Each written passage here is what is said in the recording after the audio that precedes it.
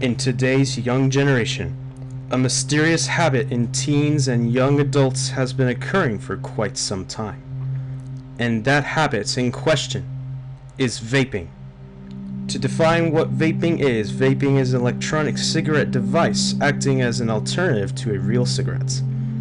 People around the world seem to see it as good, but some people around the world see it as bad. And I wanted to know about this more.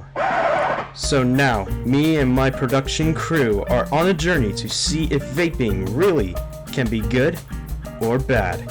It's now time we see the differences.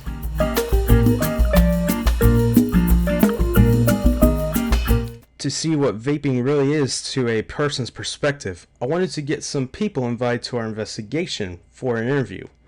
Luckily, 2 people have agreed to be interviewed and to have both their faces and names to be revealed. And the best part is that these 2 have different sides to the vaping topic. The first one we'll be interviewing is a one who likes to vape, named Carl.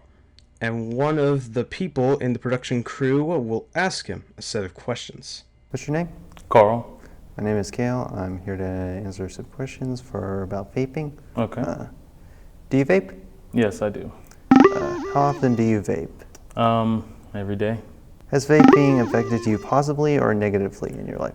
I'd say, I wouldn't say either really. I know there are obviously negative side effects, but none that I've noticed. When you vape, has it ever caused depression or anxiety? No. Studies show that if teens begin to vape with sweet flavors, they are more likely to become addictive. Do you believe so or no? I believe so, yes. Okay. Vaping, Juuls, and e-cigs have a high risk of exploding if they're not charged correctly. Do you think that this is still an issue or no? I think it could possibly be an issue. I haven't had that issue before, but I think it is. Studies say that it can affect their brain development, like say making it harder for them to concentrate or having them affect their study for homework and other stuff like that. Has this affected you or no? No, no, it hasn't. Teens who vape use different flavors such as e-juice, mint, methanol. If you use one, what's your favorite? I usually go for a mango flavor. What are your thoughts on people who use vapes for social media, like cloud chasers or anything like that? I think it's pretty stupid, to be honest. I mean, why do that if you're not really, if you're using it for clout, then what's the point? You're just hurting yourself for nothing, so. True. What are your thoughts on the 1 Juul pod equals 20 cigarettes type deal? I think that's pretty crazy. Yeah. When I first heard it, I was like, I don't know, but yeah, that's pretty crazy. After our chat with Carl, it was time to see the anti-vaping side. This woman right here is named Keisha. She is a nurse at the Collin College campus in McKinney, Texas, and we asked her what she has on vaping. There. Hi. What's your name? My name is Keisha. All right. Do you vape? I do not vape. Okay. Studies show that if teens begin to vape with sweet flavors, they are more likely to become addicted for smoking purposes. Do you believe so or no?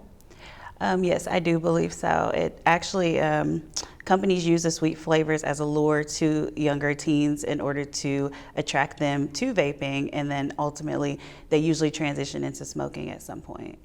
Okay. Do you think that vaping has a positive or negative effect on society when it comes to switching to normal cigarettes? They say that it's less risky to vape. However, it's just as dangerous. There could be a lot of lung damage caused by vaping. So it's really just as dangerous as cigarettes. It's not quite as much nicotine, but the flavors have different chemicals in them that are found to be carcinogenic and just dangerous to the immune system. Is it true that vaping weakens the immune system?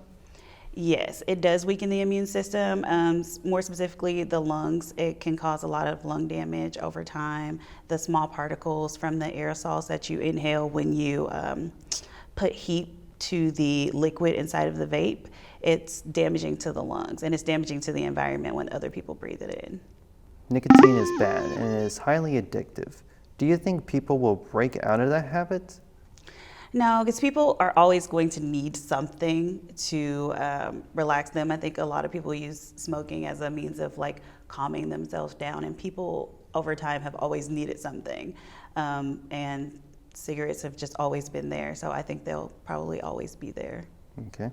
Some users who vape have decided nicotine-free e-juice compared to normal nicotine. What are your thoughts? In terms of danger or risk involved?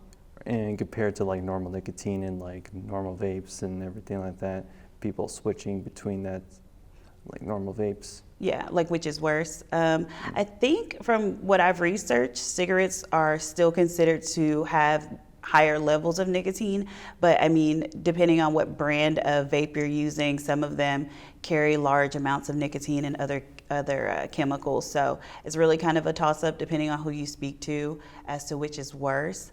I know people tend to go back and forth between the two just because the vaping does offer the different flavors.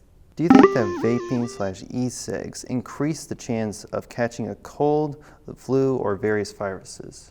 I think it can, just because of the damage that's done to the lungs. Once your lungs are damaged, it puts you at an increased risk for viruses kind of settling in your lungs. So yes. Especially with weak immune systems. Great. Yeah. Correct. Vaping and smoking is harmful during pregnancy. It can result in premature birth and could cause weak develop in certain asthma problems with premature birth and so on and so forth. Is this still a problem with people who smoke while they're pregnant? Yes or no? Absolutely, yes. Do you think the anti-cigarette/vape PSA ads on TV or on the internet are really sending a good message or not? I think they're sending a good message, but I definitely think that more could be done and should be done. Okay. If someone stops vaping and smoking, their risk of having a heart attack decreases. What do you think about that? I definitely think that the less cigarettes or vaping you do over the course of your life does reduce your risk. So every time you have one less cigarettes, obviously it's better for you health-wise. So yes, I do think it's better. Okay. So we saw the differences, what vaping is good for, and how vaping can be bad. But the decision is yours to make. I can't make that decision for you. So now, what side will you pick?